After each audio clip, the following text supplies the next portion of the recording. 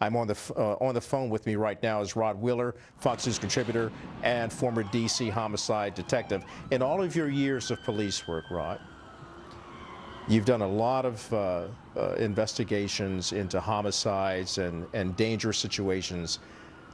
Did you ever think it would come to this, where 11 police officers would be the target of an attack and 5 of them die in one night? Absolutely not. I mean, over the many, many years of watching police departments, even since I've left the department, still being very closely in touch with many police officers and police departments, I've seen the pendulum swing. You know, it used to be a time in this country where we were proud of our police officers and we supported our police officers and we held them to a high standard. And I'll tell you, you know, that has just dramatically changed in this country. There's no respect for police anymore. There's no respect for the American system of justice. So it goes even beyond the police officer, and I think that's the critical message here tonight. Kelly, we look at these police officers that sacrifice their lives, and it goes beyond just the police officers.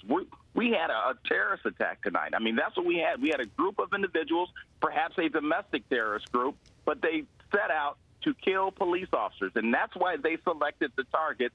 Their targets were individuals dressed in blue, keeping all of us safe. So it's changed, and we have to change with it, but I still believe that at the end of the day, once we get strong leadership in office and strong leadership within our police departments and our communities, I think this country will bounce back, and once again, we'll be a great country again.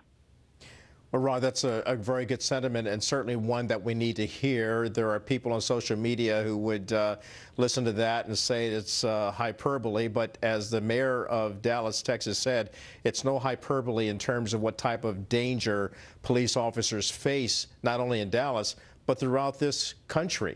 Not only in major cities, but also in small towns, small hamlets, and rural areas. So they, too, have to be on alert because of what they're facing. And at the same time, Rod, as you've talked about before, there has to be a better relationship established between the African-American community and police officers. That's right. And finally, I'll tell you, the African-American community must hold each other accountable as well. You know, I'm African-American, you're African-American. We have to step up to the plate. And we have to say to our community, enough is enough. Enough is enough of battling with our law enforcement officers. Enough is enough of killing each other. I mean, there comes a point where we have to stand up and provide the leadership that's so badly missing right now in our government.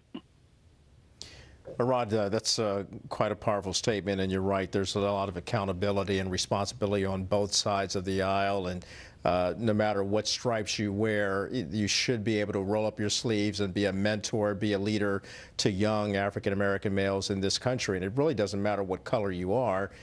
People don't care how much you know until they know how much you care.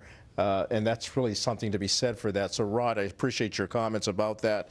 And being a police officer as well as an African-American male, thank you for being a good example to so many people here in the D.C. area and throughout law enforcement communities around the world. I appreciate your insights tonight, and certainly helping a lot of people in America move forward and deal with this, to cope with this.